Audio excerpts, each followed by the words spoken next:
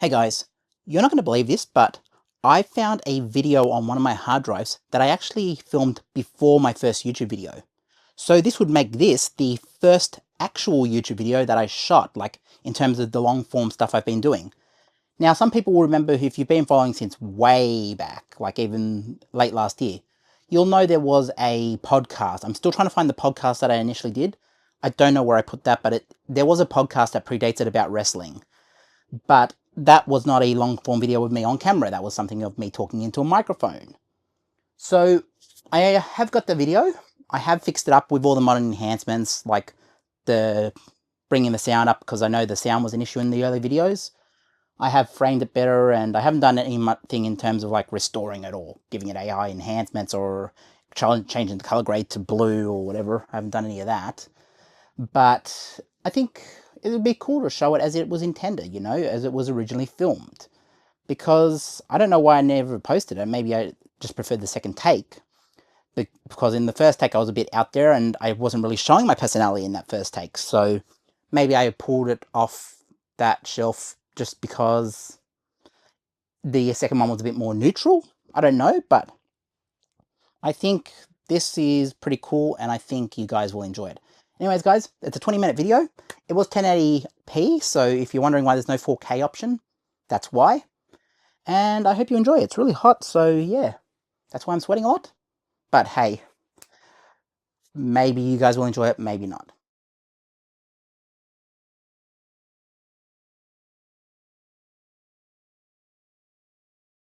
Hello and welcome to my first YouTube video. And what you see behind me is what's referred to as physical media. Now, what is physical media? Physical media is something that is usually a movie, TV series, somewhat, on a disc or a physical format. So it could be VHS, Laserdisc, Blu-ray, DVD, 4K now. There's many different formats is what I'm saying. Some people even collect Betacam out there. Hands up if you collect Betacam. I personally don't have any, but it's something I've looked at for a while of possibly adding to my collection. There's even film fans out there who collect 8mm film and 16mm and so on, so on. There are a lot of formats for physical media. My preferred method of collecting is DVD, Blu-ray and 4K. Now, I'm referred to as what's called an early adopter of 4K. 4K to me is the peak of home media at the moment. And I always like to experience it in the best quality I can. And I know that's not for everyone. Look, if you can only afford DVD or Blu-ray, there is nothing wrong with those formats. If you can experience it on physical media, you would still be getting a higher bit rate in most circumstances than you would get on digital. And you also have the physical ownership of that item that you have on your shelf or wherever you keep them. Now, with digital, I did go digital for a while. So I used to have a digital collection. I had an original collection. So I had a Blu-ray DVD collection back years ago. And I shrunk them down and put them into binders for a while. And that's when I went digital. Digital to me wasn't the same satisfaction that I got from owning the physical media. I grew up in the video shop days. A lot of movies that I experienced were rentals from a video shop, like a Video Easy or a Blockbuster or a Civic Video, Hollywood Video if you're in America. There was always a selection of what to choose from. And a lot of the time you would choose based on covers. Like if I pulled, for example, Shine off the shelf, you know, something like that. Is it Jeffrey Rush? Yeah, Jeffrey Rush. Like, something like Shine is a really good movie, but, you know, you get sold on the cover and the back cover art, and then you read it, and you go like, yeah, this is something I want to watch.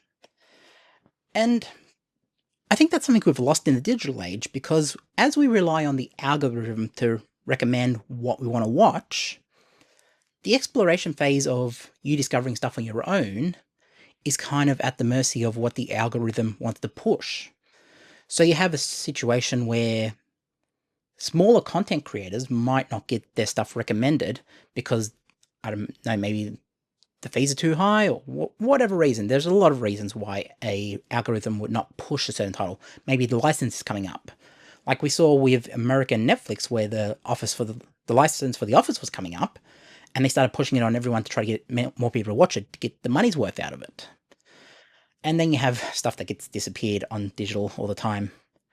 Now, one of the main reasons I like to collect physical media is because it is the versions that are usually released and without alterations. So they're as close to original form as you can get, other than recording it off like TV or having the 8mm or whatever it was filmed on.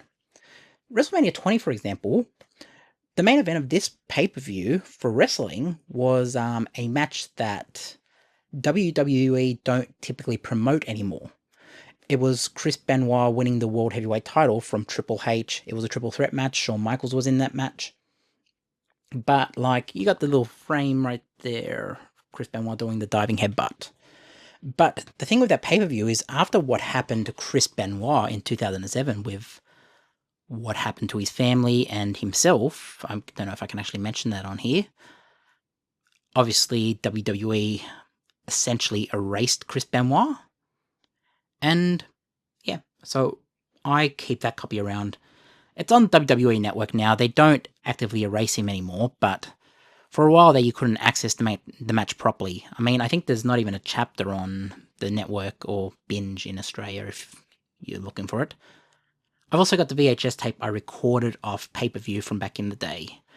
So if I want to experience that, I'll usually go the VHS copy I recorded, the DVD, the official release DVD, and then if I'm just in a hurry and just want to watch something, I'll just watch the binge version or whatever. But the idea that I own that physical media right there, it's kind of reassuring that if binge goes down, if the internet goes down, if there's ever a solar flare that knocks the internet off, I can still access that movie and watch it. And that's reassuring that as someone who likes to preserve film and television as it was intended, as it was originally seen, it just reassures me that it'll be available in its original form, or as close to original form, because there are changes on that DVD. I mean, there was Victoria's theme, all the things she said. I think they lost the rights before that got released, so that was taken off. The VHS copy I recorded off pay-per-view still has it, but yeah, it's a matter of I prefer it to be as unaltered as possible. And the same is said for something like Star Wars, or that's Star Trek. Sorry, guys. Star Wars. So, I also own the Laserdisc box for Star Wars. I own the limited edition 2006 Star Wars, which has the theatrical versions. I also own some VHS tapes for Star Wars, because I like to know that no matter which format I choose, the original Star Wars as close as possible, because there are alterations even from when it came from cinema straight to the first physical release. There were changes, but I want it to be as close as possible to the original experience. And yes, modern Star Wars for the original trilogy, it still has its purposes. Don't get me wrong, it looks better than ever. But better doesn't always mean better. Like, I didn't really experience Star Wars till about 2002 when I was in like year 5 or year 4 or something. And yeah, I kind of wanted to, when I found out it wasn't the original versions I was actually viewing, I was like, well, wait, I want to watch what everyone else watched. I want to watch the proper versions. They just weren't available. And I think that's a problem. So, yeah, why I collect physical media is because, I actually really like the sensation. It's as close as I can come to replicating video shops, and they aren't coming back. Another thing I like about it is the cover art. Obviously, you look at it, you grab something off the shelf and say, you know what, I want to watch, I don't know, what's something here? Let's grab something off the shelf. What's something random? Let's find something fun. Let's see, what's over there? Okay. Let's watch a bit of Scream. Great movie. Now, this one is controversial in its own right. So every version of Scream is apparently not the original director's cut, or doesn't contain the original, like the proper director's cut, the Wes Craven version. They say it's the director's cut, but the only official version of Scream that contains the director's cut as Wes Craven wanted it to be is the Laserdisc. It has never been re-released on any other format besides Laserdisc. Now, I do own the Laserdisc as well for that, but it's rare I'll play it because it's really loud to play Laserdiscs. You put them in the player, because it's a 12-inch disc, it's like you're playing a vinyl in the player. It's awesome to see it read, but obviously it's not feasible for late night viewing if you're living in an apartment or something. So obviously it's harder to justify playing that and all the noise it would make. Now I know there's people who have Laserdisc players that are completely silent, but for me it's something I'm definitely aware of, that I don't have that player that doesn't make any sound, and so the version I will typically watch is the Blu-ray or DVD. But Scream is a great movie, and the cover art is iconic. That is an iconic cover. And then obviously, you have Drew Barrymore and everything. But, this is, like, iconic. And yes, it is still available. They'll still have the cover art on digital. But it's just not the same. You don't have the physical sensation of, this is a physical item. It's the same thing with, like, giving... Sorry, bad analogy, but, like, giving physical cash to your young kids or whatever. Yeah, you could say, oh, I've wired the money into your account, you have money there now. But there's a difference between doing it that way and putting physical money into their hands and saying, this is yours. Kids' faces just light up. We like the sensation of having something in our hands that we own and can feel in our hands. Touch is one of our 6 senses. Or 5 senses or something, whatever it's called. Something senses. I don't know if I'm right on that. Don't judge me. Don't come after me. But, like, I can feel that cover. It's in my hands. It's mine. I can feel it. It's real. Yes, digital is real as well, but I also really like the sensation of it. Behind me, the backdrop is really good as well. I like being surrounded by it. But that's personally why I collect it. I think so much we have lost track of just loving ownership of stuff. I don't like the concept of you will own nothing and you will be happy. It's like, no, I want to own stuff. I want to own my media. I want to pay the money and have it in my hand. I mean, there was this era where Disney would release anything on Blu-ray here in Australia. And to an extent, they still are doing it, but I can still import. I can import now. I can import it from America. I know they're still releasing in America. But to an extent, Disney have left the market in Australia, and the new Sony deal doesn't affect Australia from what I've heard. So the idea that Disney movies might not be accessible on physical media does worry me. It means that if Disney ever want to go back and make changes and say, you know what, we want to put a rock in front of the Hulk in Endgame, they can go back and do it. Who's going to stop them? It's their movie. They can do whatever they want with it. But I own Endgame on my shelf there. It's somewhere in the MCU up there. I own that copy. So if they go back and make alterations and want to put in 13 Reasons Why girl and add a new scene where she's in the Soul Stone or whatever, fine, that's great. Don't worry. But it's like, I will stick to the version I like because I own the version I like. And that's why physical media is so important, because it is a safeguard against changes and alterations that hurt art. I mean, if Da Vinci went back and altered the Mona Lisa today to make it more modern, what would we have? We would have some mess of an artwork that somewhat resembles what was there at one point. It wouldn't be the proper Mona Lisa, you know? And I think we need to start worrying about the whole preservation aspect of film. Yes, it's great that we see remasters and all this other stuff, but look what happens when a director like Cameron is so focused on a new project like Avatar, and he signs off on a release that's pretty horrible in Terminator 2, the transfer for 3D. They went back, changed colors, they made it flat because they did DNR to death. And kind of, we got this really bad version of it, which is somewhere here. Is that it? Can I get it out of there? It's jammed in there. Sorry, I jammed these things very packed. That is not coming out. Oh well. It's over there. Terminator 2. It's over there. But that version, I would say, is inferior to the Blu-ray copy that came out before it. And any Blu-ray version is better than that. And yes, that has Dolby HDR, Dolby Vision, whatever it is. But I don't like that it's been altered to a point where it's almost unrecognizable. And that's the era we live in right now. Directors will just sign off on stuff as a quick grab at cash. Look, Cameron is not grabbing cash. He has more than enough. But his mind is on Avatar. He cares about Avatar at the moment. And it makes me feel like he doesn't care enough about his back catalogue.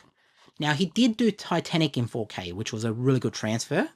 I enjoyed that one. It looked perfect, pristine. Reference quality, Blu-ray even. But there's still a point of me that was like, he still screwed up Terminator 2. And I think he needs to fix it. And he might not even see anything wrong with it. This is another question that we need to look at. At what point does the movie stop being ownership of the original director and start being in public domain for like, as their fans? When does it become property of their fans? And making alterations to something that someone's grown up on, for example, like I grew up on Terminator, at what point does it stop? Look, I know this is becoming a rant, but there's just a part of me that feels like we can do it so much better. And I get it. I'm just a small fish who likes to be surrounded by my physical media. I do have streaming services on, but I just like coming in here and looking at it and then grabbing something off the shelf. If I want to watch Wolf Creek, bang, there's Wolf Creek right there. I don't need to get on Stan. I don't need to get on Netflix. I don't need to find where it is, where it belongs. It's right on my shelf right there. If I ever want to watch it, it's right there. I can watch it. Pull it off the shelf. Within 5 seconds, it's in my Blu-ray player, ready to go. But I just don't like the sensation that we just give up our ownership of stuff and leave it at the mercy of the studios who can make changes at any given time. What happens if there's a character like Gone with the Wind? Gone with the Wind was erased from everything because of the undertones. Where is Gone with the Wind? It's here somewhere. Gone with the Wind, I would have put under romance, maybe? No. I don't know where I put Gone with the Wind. And this is the thing with having a big collection. You can lose track of stuff. I think Gone with the Wind would have been in drama, perhaps. Where is drama? Drama is right here. So Gone with the Wind would be in probably drama. Where is Gone with the Wind? Let's see if we can find Gone with the Wind.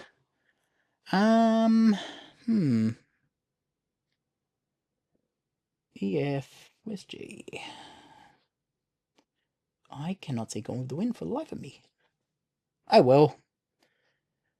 It's here somewhere. And that's reassuring that it's in here somewhere. I don't know exactly where it is right now, but it is here somewhere. How strange. Oh well. We will find that later. Gone with the Wind. I think that's not down there. Who knows what I done with it? I have no clue where Gone with the Wind is gone. I always thought I put it in this section over here, but obviously I was mistaken. This is the thing with having a massive media collection. You never know where things might be sometimes. And that's one of the cons of collecting. So there are cons to collecting as well. Obviously, it's a lot to house all this. And sometimes you just can't find where you actually put it. But it's here somewhere. And that's what I think about. Like, yes, it is an outdated movie. The concepts in it depicts slavery. I don't know if I can say that on here. It depicts certain things that we maybe not... we can't really talk about anymore, but like... I'm still trying to find this thing. Give me 2 seconds. I'm still trying to find it. Where is Gone with the Wind? I'm just going to put the microphone down because yeah, we're just going to put that there. And then, yeah, what did I do with Gone with the Wind? How bizarre. But yeah, the idea that we just completely have given up ownership of this stuff and left it to the studios to control for us, it's a dangerous concept. And what happens with a movie like Gone with the Wind, wherever my copy is? When Disney or whoever say, yeah, we don't agree with the theme of that movie anymore, we're going to lock it into the vault, you'll never see it again. What if I want to watch it? And yeah, put a context in there saying, these no longer fit with our views or values at Disney or whatever, but at least have it available so future generations can at least watch it and understand why that movie flew and why it was made, and what's the word for it, like, hopefully not repeat the past. I think that's definitely important. I'm still trying to find Gone with the Wind, because I need to hold it in my hand to look at it. Anyways, we'll find it for next time. We'll find Gone with the Wind for next time. It's somewhere here. But, yeah. This is my first video, so I'm not expecting this to get 1 million views or anything. But at least you guys are here, and if you're watching this long, maybe just give the like. Or maybe you didn't like it. Maybe I just ran it too long and wasted your time. In which case, no harm, no foul. But I will find Gone with the Wind.